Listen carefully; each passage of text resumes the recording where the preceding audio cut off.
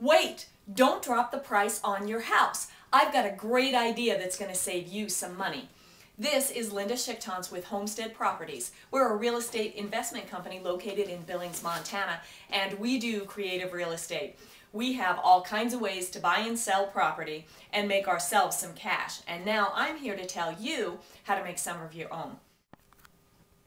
All right, we are going to use a simple math example. So let's just say that your house is listed at a 6% commission for your real estate agent.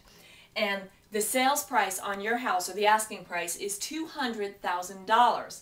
Now 6% of $200,000 equals $12,000. That's what the agents wind up with when you sell at $200,000. Now 1% of that, for future reference, hold on to this number, is $2,000. Okay? Now how about if your realtor comes to you and says, we have to drop the price on the house, it's not selling? The most likely thing they're going to ask is for you to drop it by $5,000. Now your asking price is $195,000.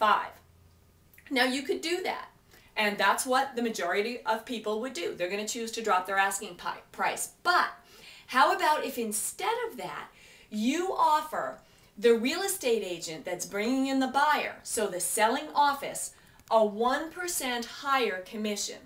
So instead of getting 3% to bring you a buyer, you're going to offer them 4%. Now altogether, instead of 6, your real estate commission is going to be 7. Why would you want to pay an agent 7%? They can't get it sold at 6. What's the benefit? Here you go. Okay, so let's say you're going to leave your price, your asking price, at $200,000.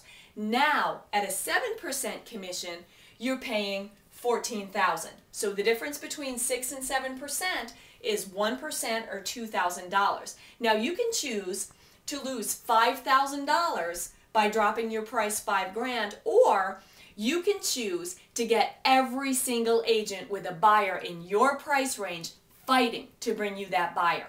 Why would they do that? Because they are making an extra $2,000 if their buyer chooses your house. And that is our tip for the day.